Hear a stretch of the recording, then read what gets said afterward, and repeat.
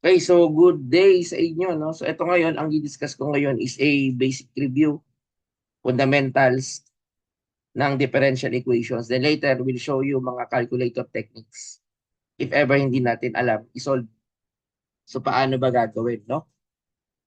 So ito ay, aside from the normal solution, ang gagawin lang natin pagkatapos niyan is the calculator techniques. Sige, so simulan na natin. That is order, degree, and type. So anong ibig sabihin niya? Kapag sinabing nating order, pag hinahanap yan sa problem, tandaan nyo, pag sinabing order, yan yung highest ang hahanapin mo sa equation.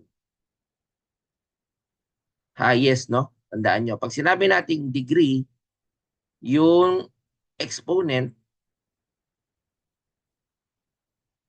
of the highest order.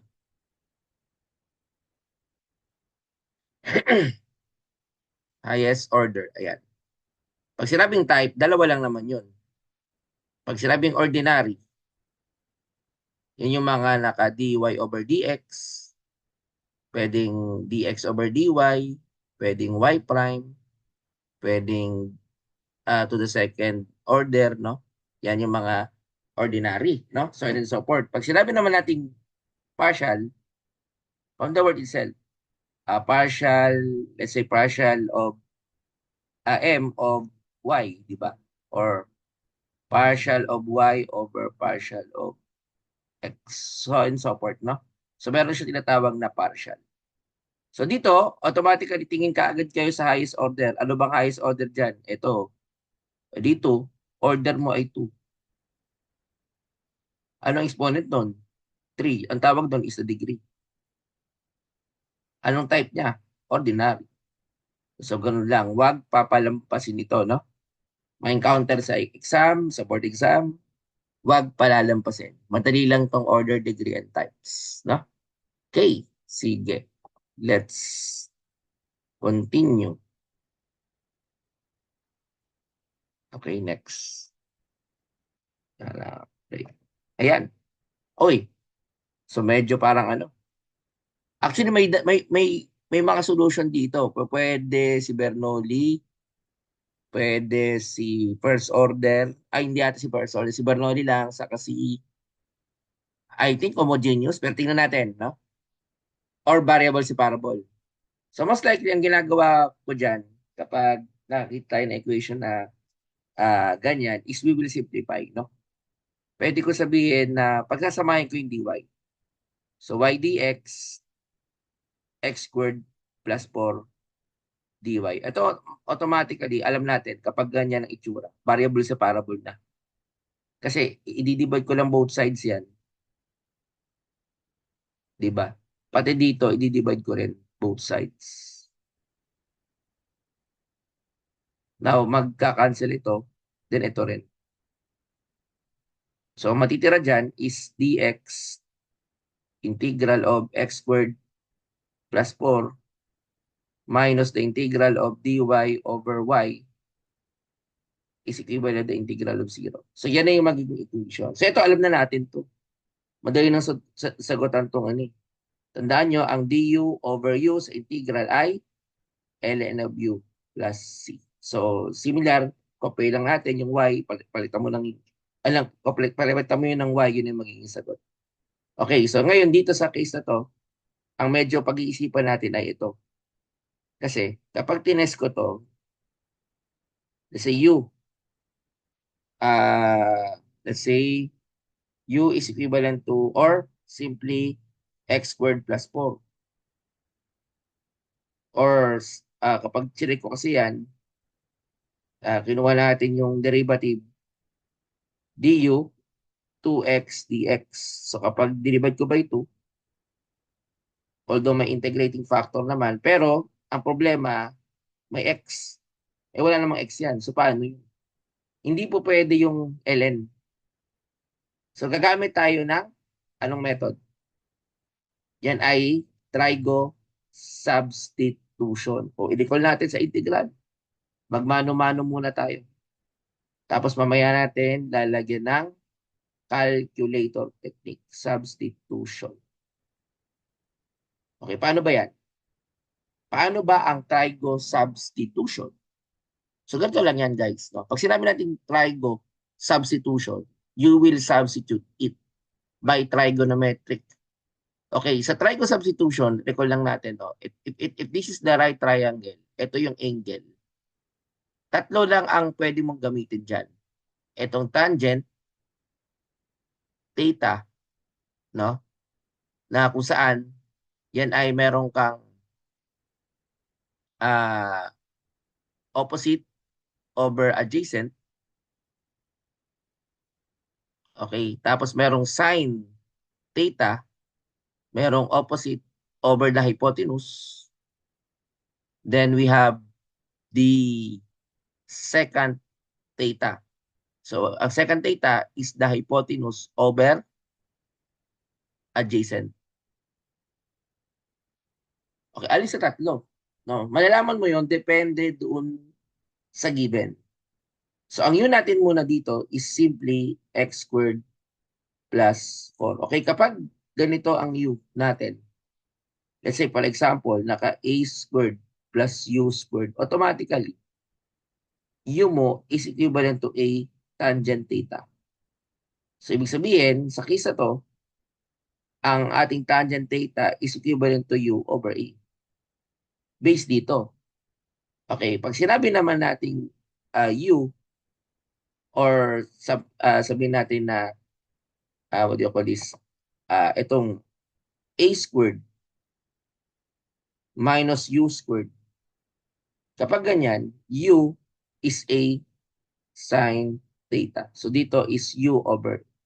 Kumbaga sa ano, yan din yung u over a natin, no? So depende, yung u mo magiging opposite, 'di ba? So magbabago ng positioning.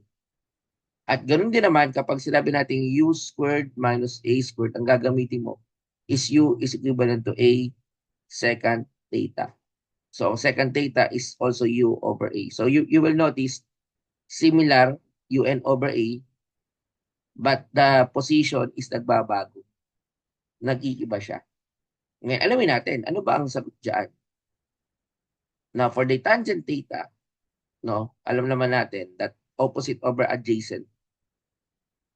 So gagamitin natin yun natin is, kumbaga sa ano, u is x squared plus 4. Okay? So, ang u squared natin is x squared. Galing dito yun. Eh. Tapos, ito yung a squared. Kaya pwede ko masabi, kapag kinuha ko yung square root, u is equal to x, a squared is equal to 4, is a is equivalent to 2. So, substitute mo na. Di ba? So, substitute. Kaya nga, ang tawag is trigo substitution. X, 2, tangent of theta. Take the derivative, 2 second squared of theta. D of theta. So, take, okay, so meron ka lang 1/2 dx second squared theta. So, pero, saan natin gagamitin yan? Okay, gagamitin natin yan dito kapag sinubstitute natin. Kaya nga ang tawag is trigo substitution. Kasi, instead na masubstitute ko directly, supposedly kasi dapat ito yon. Pero gagawin natin is papalitan natin yung mga value ng x into u. So ano iba yung dx? That is, kung di ako nagkakamali, no? That is, uh, pero tandaan nyo, may integrating factor pa tayo. So that is, dx is equivalent to second squared of theta, or 1/2 second squared of theta, d of theta. Okay, yung x squared naman natin, o yung tinatawag natin na x squared is equivalent to,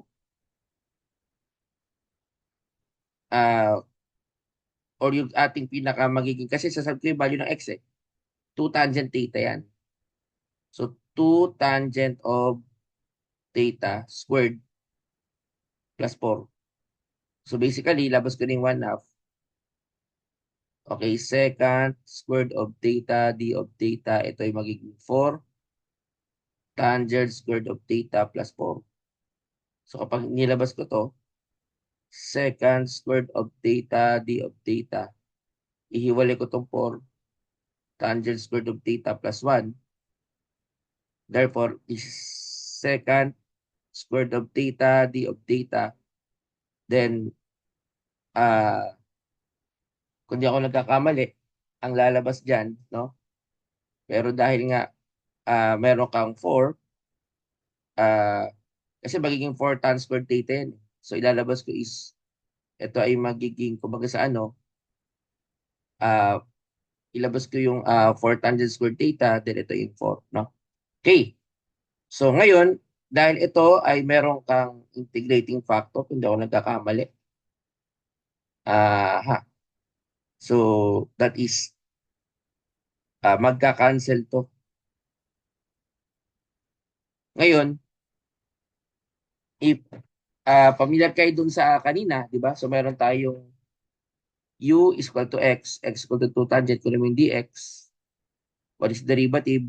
2 second squared of theta. So, again, I think hindi na pala kailangan i-divide sa 2 kasi nakuha naman na yung dx, no?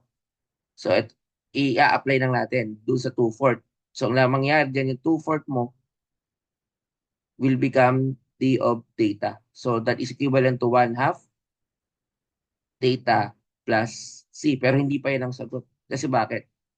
Kailangan kong i-substitute ulit. So, ito yung pipiliin ko. O ano ba yung u natin? X, a natin ay 2. So, that is 1/2. Okay, kasi arc tangent yan eh. Kapag ginawa mo, that is arc tangent of x over 2. Pero hindi pa tayo tapos, no? Okay. So, that is the part na yan, no? Then ito, alam naman natin, that is ln of y minus ln of y equivalent to c. Pero again, this is particular. Pag sinabi natin particular solution, may values yung x and y natin. Again, may values ang x and y. So, anong values ng x and y? The values of x and y must be what? Substituted to 4 and 1. Okay, so halimbawa, kukunin ko yung value ng c. O dito ko na ilagay para kita. O 1/2 arc tangent 4 over 2 minus ln of 1. Eh, alam naman natin kapag ln of 1 nagiging 0. Kaya, ito yung magiging value ng c. Kaya, therefore, kapag kinuha na natin yung pinaka-final answer, ay ito na yun. The final answer will be 1/2 arc tan of x over 2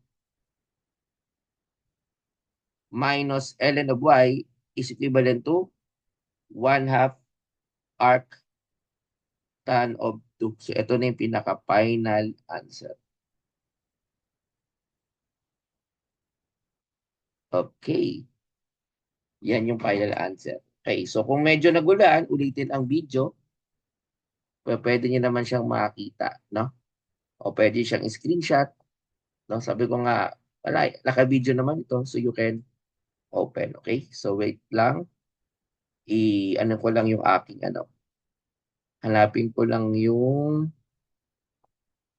aking calculator para makita nyo yung pinaka magiging value ng calculator. Wait lang ah.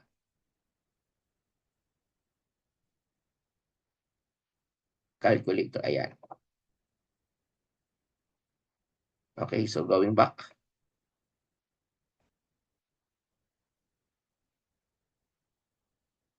Okay, so ngayon meron na akong calculator. So again, ano ang sagot dito? Kung nare-recall nyo. Anyway, ang gagamitin kong calculator, although ang allowed sa PRC ngayon, guys, is yung CARSE at yung Canon. Ito, hindi na kayo pag-i-examine pag ito ang calc nyo. Pero, similar lang naman kasi yung CARSE at Casio. So, parang ipapakita ko lang kung paano ginagawa. No? Kaya kung marunong kayo ng CARSE, ng Casio, I suggest CARSE. Pero sa Canon, okay lang din naman. Wala rin problema. No? Okay, sige. So I think we can now uh, answer it. Kung naalala nyo kanina, yung ang pinakasagot natin, ang answer ata nito is, di ba, 1/2? Try natin kung pwede sa calculator.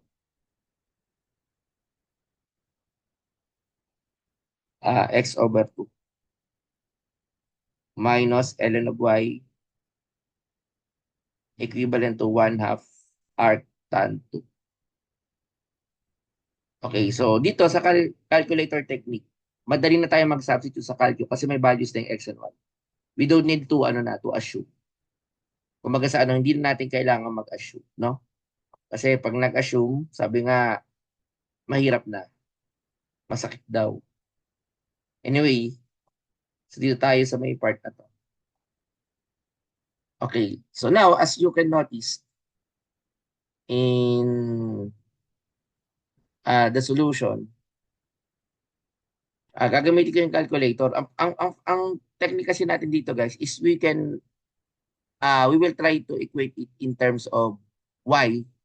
So, pwede naman. Guys, itong gagawin ko lang, itong 1/2 arc tan. Kailangan mo lang ng algebraic manipulation. Ililipat ko sa kabila yung arc 1/2 arc tan 2. Tapos ito ay magiging ln of y. Ang tanong, pwede ba mag in terms of y? Pwede, kasi i-raise ko lang sa iyan. Ito rin, raise ko sa i. Kaya matitira dyan, yung kailangan kong i-calculator ay ito na lang. E 1/2 arc tan x over 2 minus 1/2 arc tan over 2. So, ang tanong, sir, parang humirap ata. Mahirap talaga yan kung ikaw magdi-differentiate. Gagamit tayo ng calculator. Ang gagawin lang natin is isa-substitute natin yung values natin. So, maging consistent lang sa isa-substitute. So, given naman na yung x dito, sinabi na is 4. Alam na rin natin yung y na 1. Okay, yung c na lang ang kukunin natin dyan sa part na yan, no? Okay, so dahil yan ay particular solution, we will, uh, again, take note, kapag gumagamit kayo ng calcu, dapat ang mode ninyo ay what? Radian. Again, radian. Okay, so paano ba yung radian? Makikita mo yan dito sa mode ng our shift mode 4. Ayan, naka-radian na tayo, no? Para safe, no? Although pwede naman yung degree kasi may certain type. Naman, pag trigonometric kasi, kinakailangan naka-radian. So, shift DDX function. So, kailangan lang natin isulat sa ganyan. Sa calculator, yung DDX function. So, itong DDX function na yan, no? Ilalagay natin ito. Kasi yung i-differentiate natin. Okay, sige. Tapos, lalagay ko na dito. So, E raised to, magpalagay kayo ng parenthesis, 1/2. O, aning arctan. Then, alpha x over 2. Okay, parenthesis. Minus 1/2. Then, arctan 2. Okay, so ganyan yung mangyayari. Okay, so substitute. Ngayon, ang tanong, ano yung magiging value ng x? Kung ano yung naka-substitute, 4. Okay, so dapat yan lumabas. Kapag syntax error ang lumabas sa inyo, parenthesis lang yon. Okay, wag lang yung math error. Pag math error kasi talagang hindi siya pwede, no? Syntax error, ibig sabihin, parenthesis. Okay, so meron na tayong dy over dx dito. Ngayon, ang gagawin natin is maghahanap tayo sa choices. Dapat ito ang lumabas. Okay, let's say ito yung letter A. Okay, isa-substitute ko na, dapat mag-equal tong dalawa. Okay, let's find out kung mag-equal ba. Okay, so tingnan natin, no? Yung pinaka magiging ano, kung mag-equal ba siya or something like or parang ano kasi ang gagawin natin, mag-substitute tayo eh. Kukunin ko yung dy over dx. O ito pala, itong letter A. So dito ka sa letter, ay sa tanong, balik ka doon sa tanong. Siguro pwede natin gawin is i-dy, i-ano ko na. Di ba, naka y dx tayo kanina. Tapos x squared plus, kailangan mo lang dito talaga lang algebraic manipulation. Di ba, nakaganito din tanong natin, dy over dx. So, kailangan nyo na siyang magganito. Yung y mapupunta dito sa taas, tapos x squared plus 4 dito sa baba. So, ito ay yung 0.05. Yung y natin is 1. Ang x squared natin ay 4 squared plus 4. Ano ba tong 1? 16 plus 4 is 20. Tingnan natin, ano ba yung 1 over 20? So, kapag kinuha mo yung 1 over 20 ay, so makikita nyo dito sa screen, pwede pala, no? 0.05. So, ibig sabihin, kahit hindi tayo marunong mag-calculus, alam na natin yung sagot. Yan ay trial and error method. Malaking tulong na yan.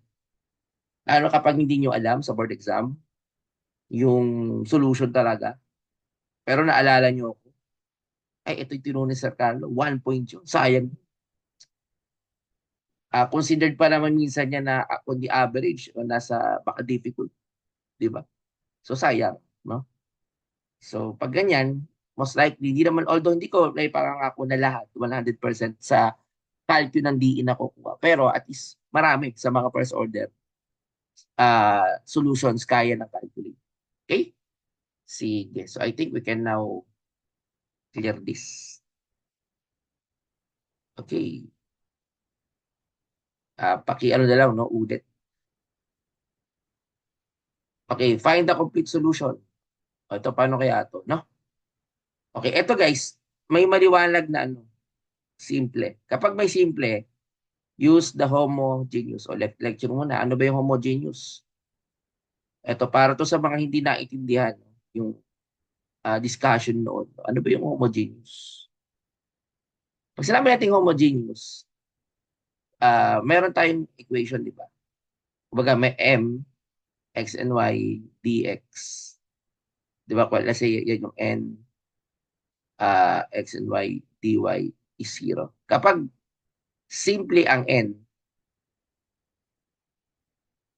ang gagamitin ko is y is equivalent to vx. Then take the derivative v dx plus x dv. Ano ba yung n? Yung nandito, yung malapit sa dy, yun yung n. Kapag m ang simpler, ang gagawin ko is u xy du x dy plus y dx. Okay. So ngayon, ano ba ang simple? Ang simple yung dy. Ito yung kasi yung n. Ito yung m. Therefore, I can use the y is equivalent to bx. Kasi isa-substitute natin yan sa lahat ng values ng y. Yun ang ibig sabihin. Kaya tinatawag natin na homogeneous substitution or differential equation. Sige, let's start. So 3x, yung 2y, that is 2vx. Okay, ano ba yung dx natin? Dx lang. Plus 2x v dx plus x dv. So, gagawin mo lang dito is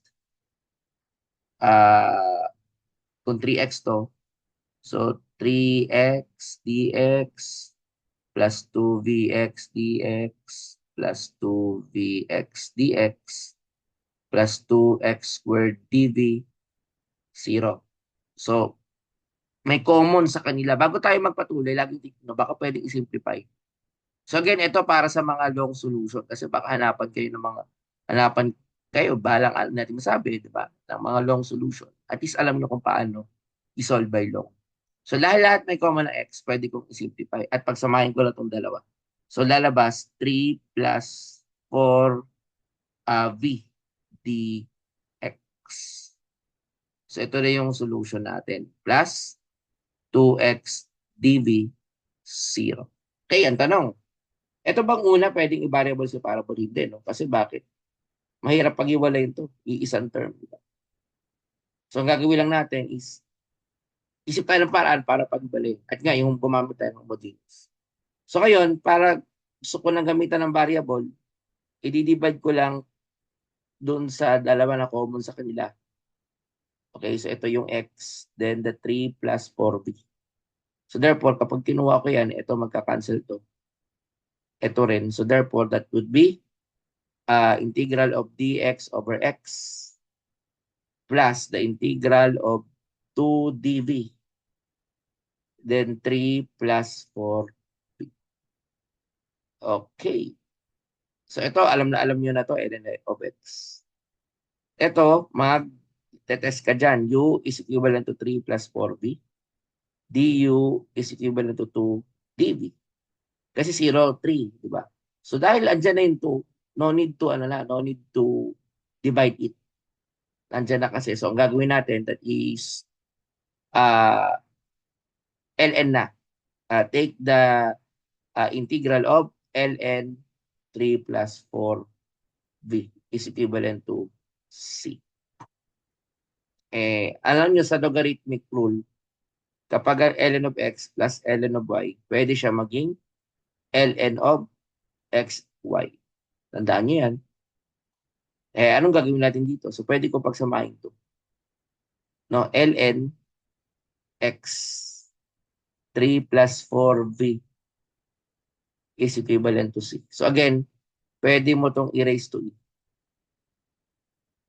Kaya matitira x 3 plus 4v is equivalent to c1 where c1 is equivalent to e raised to c. Okay, hindi pa tayo tapos kasi kailangan mong i-substitute ito. Kaya nga tawag ibabalik mo siya sa original niya in terms of y and x. So therefore, v is equivalent to y over x. So substitute mo dito. So x 3 plus 4y over x. Okay, so kunin ko yung aking LCD here. So meron kang LCM dito, LCD. X divided by 1x times 3x plus 4y. Okay, multiplied by x is equivalent to C1. Okay. So actually, dyan sa case na yan, no, sa homogeneous na yan, no, pwede na yung sagot na yan. Pero depende kung ano yung nasa choices or kung ano yung solution. No? Pero kung gusto na talaga natin no, na maging, tawag dito, what do you call this, maging mas-simplified talaga in terms of uh, simplification, ito yung lalabas dyan, no? Kasi di ba, okay, so kasi kung ito magka-cancel ito di ba? Then, ngayon, alam naman natin, eh, dahil nga ito ay C1, e raised to, di ba? E raised to 2 CN. Pwede pa ako mag-multiply, something like that. Or, check ko nga yung, yung aking, anyway, ito pala, kung di ako nagkakamali, wait lang that is 2dv, 3 plus 4v. Mhm. Mhm. Okay, okay, okay, okay, okay. 2, 3. Okay. So, ang mangyari dito is, I think, meron siyang simplification dito sa 3 plus 4b. Okay. This is, ah, i-ano ko lang itong part na to. Wait lang. May nakaligtaan lang ako. Ano lang, erase lang itong part na to. Okay. Wait lang Meron na tayong nakalimutan. Okay, ulitin ko lang dito sa part na to. Okay, so ulitin natin, no? So ito ay magiging x, then 3 plus 4v, then C1 e raised to c. So tingnan natin ito. Kapag in-integrate mo to, kung di ako nagkakamali, no? Dyan sa part ng equation na yan, 2dB plus, ang u natin is 3 plus 4v. Take the derivative, 4dB, ayun. Oo. Hindi ko to nakita kanina. Kaya may 1/2. So, this should be may 1/2 to. So, ngayon, dahil may 1/2 siya, that is, kumaga sa ano, ang lalabas is 1/2 ln. Pero ito, ilalagay ko yan dito sa taas. So, magiging ganito siya, may 1/2 siya. Ayun. Kaya ito ay may 1/2. Okay? Okay, so ngayon, dahil may 1/2 yan, pwede kong i-multiply sa 2. So, magiging x squared to. Ito ay 3 plus 4 v is equivalent to, let's say, C1 pa rin to, pero yan ay ano, C1 is equivalent to E2C. So therefore, dahil alam na natin yung value ng V, substitute, Y over X. Okay, take the value of X divided by 1, X, 3X, plus 4Y. Ito magka-cancel tong X squared. Okay, kaya ang lalabas dito is, this will be the final answer, no? X, 3X plus 4Y is equivalent to C1, where C1 is E raised to 2C. Pero ito na yung final answer. Okay? So again, what is the technique dyan? Yung ating mga solutions. No? Ngayon, siyempre, hindi natin alam yan. Hindi tayo marunong. Ang gagawin ko is kukuha ko ng calculator. No? Kakalimutan ko muna yan, pero ang hindi ko lang makakalimutan dyan, yung radian mode. Wag nyo kalilimutan yung radian mode. So ulitin natin, ano yung answer natin? Kasi palalabasin natin yung sagot eh. Let's say letter A is ano yan? X, 3X plus 4Y. Anyway, ito ay general solution. Dahil walang value. So, paano pa ganyan, sir? Paano kanina particular nag-substitute lang? Tayo magbibigay ng value. Ako usually kapag ganyan, ilalagay ko lang dito ganito. Yung X ko is equivalent to 1. Yung C ko ay 2. Yung Y hahanapin ko na lang. Okay, sige. So, paano yan? Kaya ba natin, pwede, alam na kung paano, no? Paano natin, kumbaga sa ano, mapaghihiwalay. Mm. So ito guys, kung titignan mo ito mabuti, pag uh, inano ko ito, kapag distribute ko, mahirap na kasi magsasama yung X and Y. So huwag yung gagawin, no, na distribute. Pero ito, kumbaga sa ano, pwede nating i-divide by X. Okay, yun natin, no? I-ano natin, no? Kasi mag-iisip tayo ng paraan. Etong X, 3X plus 4Y, C, i-divide ko muna by X. Kaya ang matitira dyan is 3X. Pagka-cancel eh, plus 4Y is equivalent to CX. Diba? Kapag sinabstitute ko tong 4Y, nilipat ko doon sa kabila. Ang matitira na lang is Y, C over X minus 3X over 4. O diba? So, kailangan mo ng algebra. Ngayon, anong gagawin natin? Hayaan na natin si calculator mag-solve para sa atin. So, DDX function. So, tayo na magbigay ng value ng C. C is 2. Yung X, ilagay mo lang dyan. Okay, minus 3X.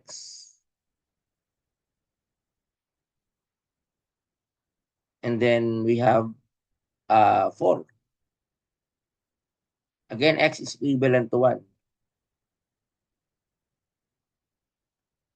Meron kang negative 5 over 4. So, try natin. No? Ang nasagot sa board is negative 5 over 4. Pero paano naman kapag gusto mo ng kunin na yung sagot? Eh, tingin ka dito sa may dy over dx. tingin ka dito sabay dy over dx. So magiging negative 2x. Ito naman is 3x plus 2y. O, di ba? Kuhang-kuha, no? Kuwang-kuha na yan. Eh, paano yung wala tayong y? Kapag walang y, hanapin. Pwede naman hanapin yan. So, pwede mo siya kunin dito. Ayun, no? Di ba meron ka lang value ng c? So, 2 over 1 minus 3 times 1 divided by 4. So, ano yung magiging value ng y mo? 2 minus 3, that is negative 1. Okay, negative 0.25. So, meron ka lang value ng negative 1/4. So, by substitution, kailangan ito lumabas to by negative 5 over 4. Yung nakuha natin. So, i-substitute natin yung x na 1, tapos yung c na 2, divided by 2 na 1. So, let's try. Ito ay magiging negative 3 plus 4. Ha, let's check, no? So, ang x natin is 3. Ang y natin is negative 1/4. Ayun. Erase ko lang itong part nito. That is negative 1/4.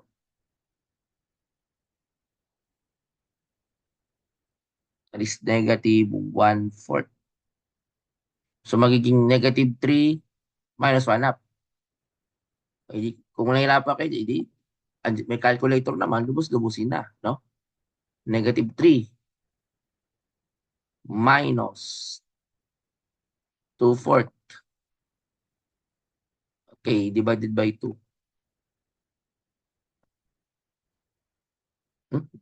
That is negative. Check ko nga. Negative. Negative, negative. Tapos, ito ay, kung hindi ako nagkakamali, meron akong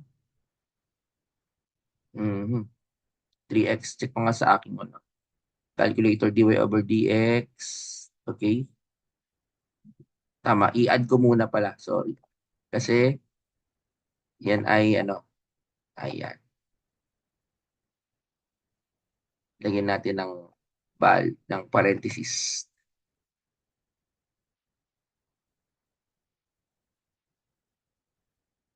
Okay. Let's check. Tinong connect. Ay, 2 ano to? Sorry. 1 half. 1 half. That is, tama ba yung y ko? Ang nakuha ko sa y ko ay negative 3 plus 2, negative 1, o negative 1/4. Tama naman. Tapos, 3 minus 1 half. Yung muna, 3 minus 1 half. Or 0.5. Then, divided by 2. Ayun. Ayun, tama. Negative 5 over 4. So, tama yung sagot natin. That is negative 5 over 4. Kasi, guys, no? Kung titignan mo itong mabuti, dito sa algebraic natin, kumbaga sa naka-ano ito eh, naka-parenthesis ito eh. Diba? So, ngayon, dahil sinabstitute natin, yung lalabas din is negative 3 minus 1 half divided by 2. Ayun. Tama nga. So, tama, no? Nakukuha ng calculator technique. Regardless. Okay? Yan ay gamit ay homogeneous equation. Okay? Sige, clear ko lang ito. Next. Check natin kung anong solution to. Mukhang kakaiba to. Parang hirap. Kaya ba ng variable sa parabol? Hindi. Kaya ba yan ng homogeneous? Piling ko hindi rin, no?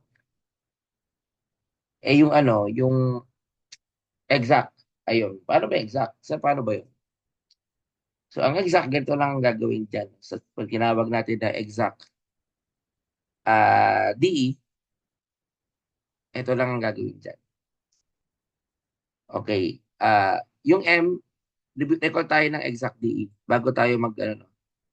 Sa exact DE, kinakailangan mong tingnan, ang i-consider mo yung partial of M with respect to Y should be equal to partial of N with respect to X. So again, lahat ng nandito sa M, yun yung ating kumbaga sa ano, in terms of x.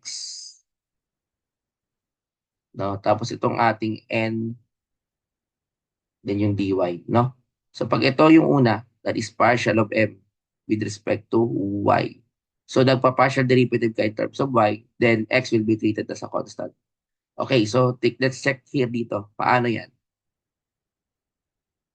Okay, so dito guys, dahil ito ay dx, yun yung ang m ko ay ito.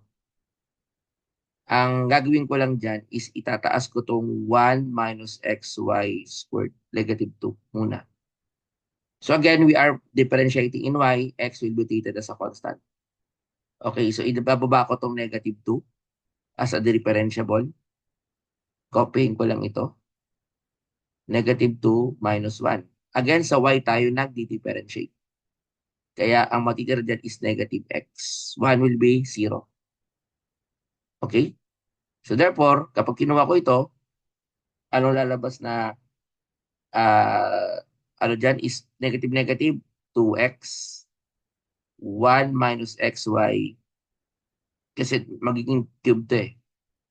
Okay, so okay, ito dapat yung aking magiging answer. Okay. Okay, no? So m partial of m with respect to y. Okay? So that is the answer. Okay, the m. Pero hindi pa to sagot, no? Kasi kinakailangan ko mag-differentiate ng in terms of x naman. So, paano yan? Kapag ganyan. In terms of x. Okay, so again, i-ano natin yan, no? Ito naman yung x natin. O y squared plus x squared. 1 minus xy squared dy. Okay, so paano yan? Ah, again, kapag wala kang makitang x doon, zero na yon automatically, no? So ito ay magiging zero na. Pero dito tayo medyo mag-iisip, no? Pero ganun din naman yan, guys. Itataas mo lang ito. Pero this time, meron kang x squared. Kaya medyo parang nakakalito, no? Kasi ang gagawin mo dito is the, ano yan, product rule. O recall natin sa derivative. Pag sinabi natin product rule, ito yung product rule. UDV plus VDU. Yun ang ibig sabihin yan. Ito yung U mo, ito yung B. O, di ba? So, ang mangyari, x squared derivative of 1 minus xy raised to negative 2 plus 1 minus xy raised to negative 2, the derivative of x squared. Pero tandaan nyo, partial to. Okay, so paano mangyari yan? So magiging x squared, kopyahin ko lang ito. Okay, ibababa ko yung negative 2, kopya 1 minus xy. Again, partial derivative of x. Ito yung magiging 3. Sa x ako magdi-differentiate, kaya ang matitira is negative y. Dito naman, copy ko lang itong 1 minus xy raised to negative 2. This will become 2x. Then simplify. Ito magiging 2x squared y. Baba ko lang itong 1 minus xy cube. Diba? Tapos ito naman plus 2x 1 minus xy squared. Kunin ko yung pinaka-LCD. 1 minus xy, pinakamataas yung cube. Okay, so magiging 2x squared y. Okay, so mangyari kapag ganyan, basically kapag i-multiply mo, magiging plus 1 minus xy, yun na matitira, times 2x. Then kapag sinimplify mo pa ito, ito ay magiging plus 2x minus 2x squared y divided by 1 minus xy cubed. Tandaan nyo, that is partial of n with respect to x. Ang mangyayari, ito ay magiging 0. Kaya ang lalabas na partial of n with respect to x is 2x all over 1 minus xy cubed. Ayun. The equation is said to be exact. Okay. Yan yung tinatawag natin na exact differential equation. Okay? So, ayan. Ayan yung ating, pero hindi pa sagot yan. In-exact lang natin. Kasi may gagawin pa tayo sa pag susolve. No? Okay, sige. So, paki-screenshot. Okay, bagay, mapipicturean nyo naman yan. Mapapanood nyo naman pa ulit. So, tandaan nyo, guys, no? Sa differential equation, kailangan nyo talaga dyan na masanay kayo sa integral at differential calculus. No? Kasi paano kung walang calculator? Sa mga sa inyo, sa school nyo, o sa atin, kailangan ng ano talaga, solution. So, mahihirapan tayo. No? Okay, sige. Dahil ito ay pwede, exact na, ibig sabihin, pwede ko lang integrate. Okay. So, proceed na ito. Kasi pag nag-exact, proceed ka doon sa solution. Ano ba ang solution ng exact DE? For the exact DE, ang solution is m partial of x plus integral of n partial of y. Tandaan nyo, yan ang lalabas dyan. No? So, mamaya alamin natin, no? So, kasi dito, kapag sinabi natin m, ito na yon. So, the integral of, okay, itataas ko lang to. Okay, dito, para ang magiging trato ko dito is x. Ang aking variable, y is a constant. So, ito, kapag ganyan kasi, di ba test muna ako, 1 minus xy. What is the derivative? Again, in terms of x to. So, magiging ano to, magiging, kapag sa ano, kapag kinuha mo, pag derivative mo to, that is negative x. Y kasi is constant. Okay, so, ayun, no? So, therefore, kapag kinuha mo to, is negative x dx. Negative x, negative uh, x dx, di ba? So, para mangyari, dahil negative 2, let's say, di ba, negative 2 dx, di ba, negative 2, yun ang maging ano, or something like that, di ba? So, kapag kinuha ko ito, guys, hindi natin yan. Derivative dito kasi 0. Okay, derivative in terms of x. So, nagiging negative x na lang, no? So, di ba, du over dx yun. Kaya divided by negative x, uh, negative x, di ba? So, yun yung most likely. Kaya magkakaroon ka ng negative 1 over x dx. Ito yung magiging integrating factor. Yung multiplier.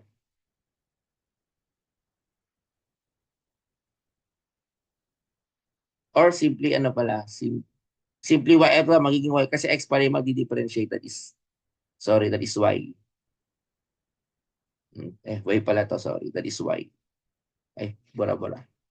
Ulitin ko lang, no? Dahil nga ay ito ay x. Y yung magiging ano, madi-differentiate. Kasi madi-derivative yung y. So, magiging du negative, sabi ko nga, mag-derivative is negative y dx, di ba? So, divided by negative y, negative y. Kaya lalabas dyan is, burin ko lang itong part na to. Yeah. That is negative 1 over y, no? Kasi kung, di ba, i-divide mo to both sides. by negative. So may negative 1 over y. Itong negative 1 over y, yun yung integrating factor. Okay? So ngayon, pag in-integrate mo na to, pwede mo na siyang i-integral. So meron ka lang negative 1 over y, 1 minus xy, negative 2 plus 1, divided by negative 2 plus 1. So this is negative 1 over y, 1 minus xy raised to negative 1, then negative 1. Okay, ano na magiging answer dyan sa part na yan? Okay, so para makuha kayo sagot dyan, ang ating magiging f, kasi may f ano yun plus f of y 1 over y, 1 minus x, y, plus f of y. Okay, so okay na tayo dito. Yung isa na lang, the integral of y squared plus x squared divided by 1 minus xy squared, then dy is equivalent to 0. So ito, y to automatically mag-ano ka na dyan, y cube over 3. Pero ito yung medyo challenge ulit dyan, no? Kasi we are asked to integrate x squared. Pero dito, 1 minus x y squared dy. So basically, yan yung ating magiging what do you call this? Solution or equation on that particular problem. Pero dito, paano ba yan? So pag ganyan guys, kasi magdilet yung ka dyan eh. Parang in terms of dy yan eh. Yung x naman yung constant ko dyan. So paano kapag ganyan? What will be the solution? Okay, okay, sa case na yan, if we are asked no, kung ano yung magiging pinaka solution on that particular problem, again, is negative 2 to, di ba kanina? Tapos inangat lang natin, naging x squared. Okay. So, basically, titinanong natin, no? Pwede ko ba itong gamitan ng integrating factor? Pwede kaya? Tandaan niyo, hindi yan. So, parang katumbas yan, negative 1 minus, ito ay may ano, kumbaga sa ano, kung ano, pwede kayo mag-substitute, man nalilito kayo. Halimbawa, dy, di ba? Palit ako yung value ng x ng 2, for example. So, magiging ano yan, 2 squared, 1 minus 2y. O paano na ba natin ini-integral yan? Di ba kapag ganyan, 4, 1 minus 2y squared dy. So, what is the solution? Okay, so ang iba, ang pwede natin gawin is pwedeng expand or kapag nag-let ka dyan, okay, ibig sabihin nilalabas natin yung constant. 1 minus 2y squared, di ba ganyan nagawa natin? Tapos saka tayo mag-let u. Ito, example lang to para makita nyo yung let u, negative 2y du, 1 negative, kumbaga sa ano, 0 na to, pero ito negative 2 dy, di ba? So negative 2, negative 2. So pwede. Meron kang negative 1 of du, tapos dy. So pwede mo itong integrate. Kasi yun yung ano, kumbaga sa ano, let u, no? So pwede mo na siyang integrate, di ba? 1 minus 2y. Okay. Ngayon, ganoon din ang gagawin natin dito. Ilalabas ko yung ano, x squared. Again, sa y tayo nag-integrate ito, partial integration, no? Tapos ang matitira lang dito is 1 minus x y squared in partial of y. Okay. So, x will be treated as a constant. Gaya ng ginawa natin, no? Let u, 1 minus xy du, negative x dy. Diba? So, negative x, negative x. So, negative 1 over x du is equivalent to dy. Ito yung tinatawag na integrating factor. So, if this is the integrating factor, ang gagawin ko na lang is, pwede na ako mag-proceed to integration. So, x squared multiplied by negative 1 over x. Tapos, ang mangyari naman dyan, pwede ko nang integrate to. Uh, so, what will happen to that case, if ever, no? Kasi tandaan nyo, guys, no? Ito ay, kumbaga sa ano, kung ano bang ito, naka-squared lang ba ito? Tama, naka-squared pala ito. So, pag tinaas mo to, magiging negative. So, ito ay magiging negative 2. So, negative 2 plus 1 yan. So, therefore, ang lalabas dito is, dito ko na lang ilagay. Tandaan nyo, may ano siya, no? Integrating factor, no? So, negative 2 plus 1, negative 2 plus 1, negative 2 plus 1. So, therefore, ito magka-cancel to. Magiging ano to, x na lang. Tapos ito ay negative, negative pa rin to eh. Negative, negative 1, iaangat ko na. Then 1 minus x, y. Kaya ang lalabas dito is positive x, 1 minus xy.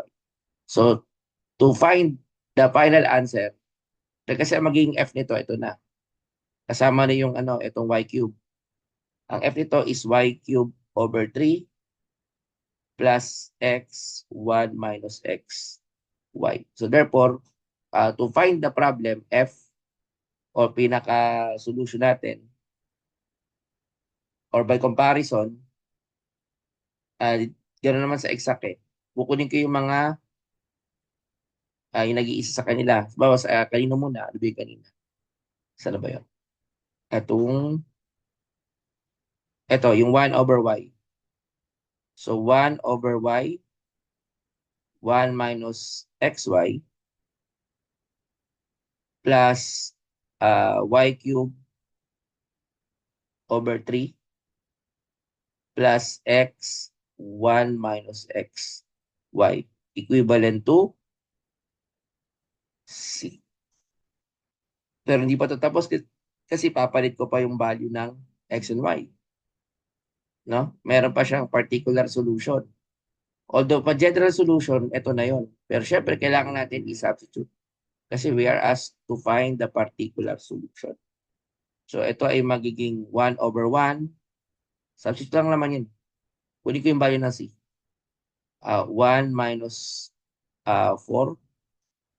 O substitute lang. Or direct ako siguro sa calculator. May calculator naman, no? Para less human error kapag may calculator. Ayan. Wait lang.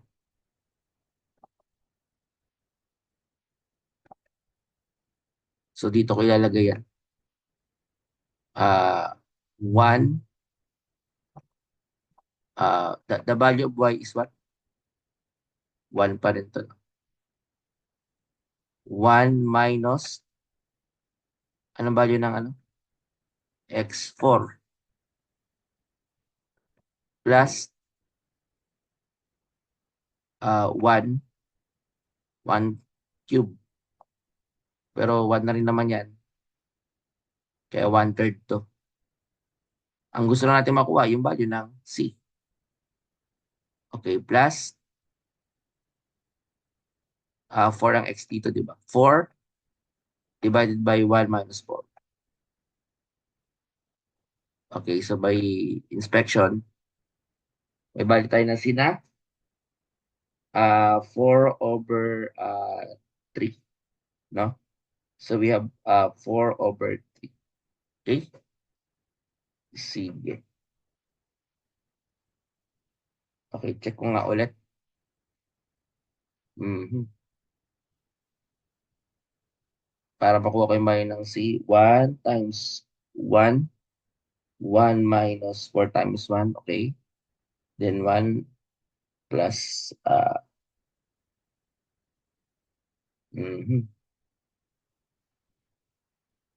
Mayroon pa ba ako? Ayun, mayroon pa pala. May nakalimutan pa pala ako dito. Isa. Ah, yung magiging ano dyan is y cube. Anyway, oh, ganun na rin naman yung ano dyan. Magiging solution natin dyan, no? Try natin. Oh, that is negative 4 over 3, no? Okay. Tapos, pagkatapos niyan, saan ko isa-substitute yung value, no? Kasi kailangan natin i-substitute yung pinaka magiging value of the equation. Okay. So, ano yung magiging pinaka-substitute niya? Mhm. Okay, the substitute for that value is, wait lang.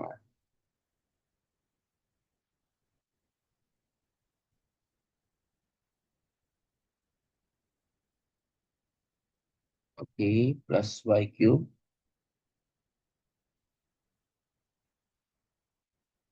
x minus y. Okay.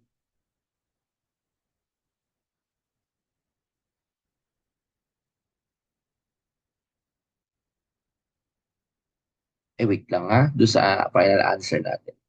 Doon sa comparison, wait lang. I-ano ko lang yung, kailang, ano ko lang to, para may kulang ata ako dito isa pa. Pero tama na tong part na to. Yung mga nakuha natin dito, no? Ito tama to. Then, ito yung kanina. So, by comparison, kasi di ba nakuha na natin yung F, sulat ko lang, F natin is simply y cube, ito tama to. So, walang duda dito ah. Ang kailangan ko lang dito, yung combination. Kasi pagkasamahin ko yung naging sagot natin kanina. No? So, yung y cube,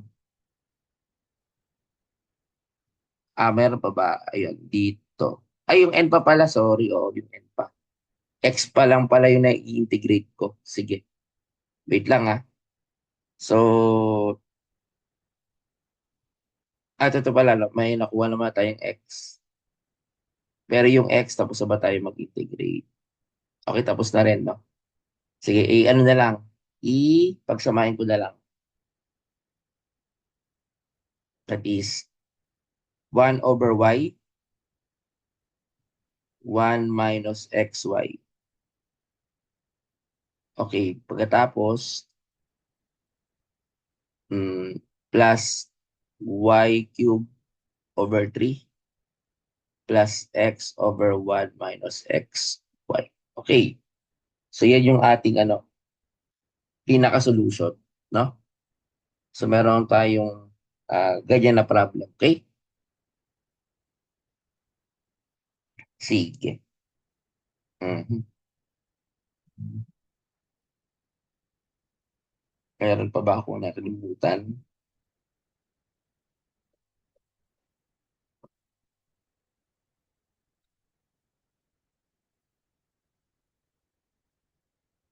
Okay.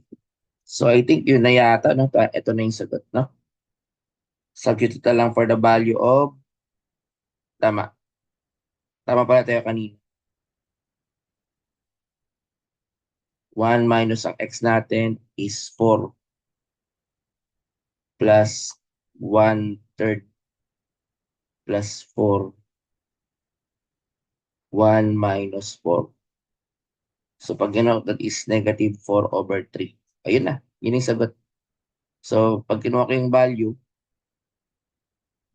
ah lahat ng mga sagot natin dito na y cube over 3. Kalang iayusin ko lang.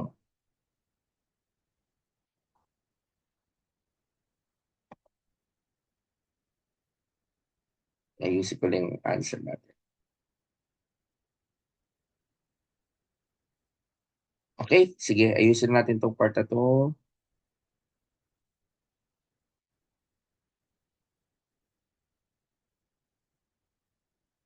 Yung F,